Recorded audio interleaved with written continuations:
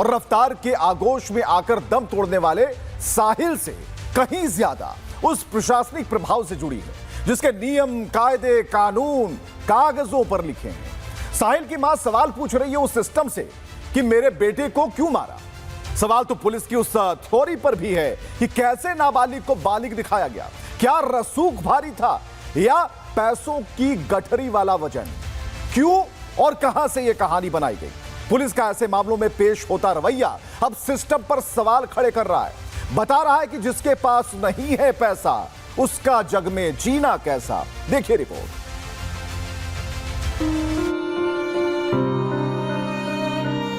प्यारा बच्चा,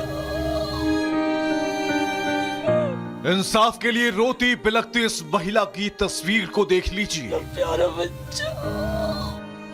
इनका नाम है ईना माकन, जो अपने बेटे के वियोग में बिलख रही हैं।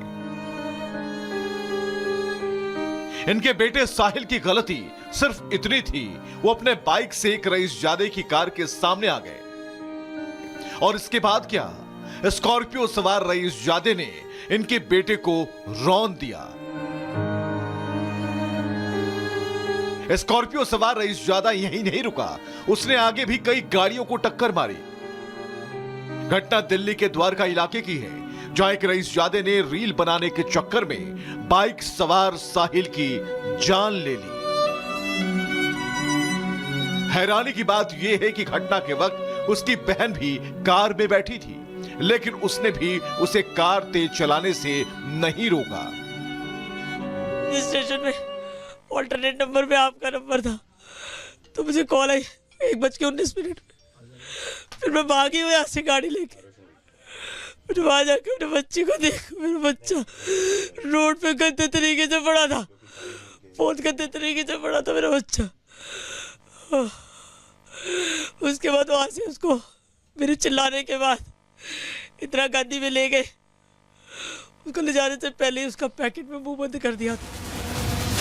दिल्ली के द्वारका इलाके में सड़क हादसे में क्षतिग्रस्त इन वाहनों की तस्वीर देखिए। इन वाहनों को देखकर आप हादसे की भयावहता का अंदाजा लगा सकते हैं। स्कॉर्पियो एक मजबूत कार मानी जाती है, बावजूद इसके इस कार के आगे का हिस्सा बुरी तरह क्षतिग्रस्त हो गया। साहिल की बाइक के तो परखच्चे उड़ गए। इस हादसे की शिकार एक और कार की तस्वीर देखिए। वो गाड़ी, सबसे पहले वो बाइक देखिए। ये एक्सक्लूसिव तस्वीरें आपको दिखा रहे हैं। ये साहिल की बाइक और इस बाइक की हालत को संतोष दिखाइए। पिछला हिस्सा पूरी तरह से अलग हो चुका है, पिछला टायर पूरी तरह से अलग हो चुका है। जो पार्ट्स हैं वो, ये चेन है, बाइक की चेन, ये पूरी तरह से अलग हो चुका है। अगला हिस्सा भी, अगले हिस्से के भी कई पार्ट्स और हैंडल, बाइक का हैंडल पूरी तरह से क्षतिग्रस्त। जो पेट्रोल टैंक है वो पूरी तरह से धंस चुका है। अब आपको दिल्ली के द्वारका में हुए सड़क हादसे की दो तस्वीरें दिखाते हैं। ये तस्वीरें जितनी भयावह हैं, उससे ज्यादा हैरान करने वाली दिल्ली पुलिस का एक्शन है। इस दुर्घटना में एक युवक की मौत हो गई, एक परिवार का चिराग बुझ गया, एक मां की कोख उजड़ गई, लेकिन पुलिस इन्हें इंसाफ दिलाने के बजाय आरोपी रईसजादे के बचाव की पूरी स्क्रिप्ट तैयार कर दी।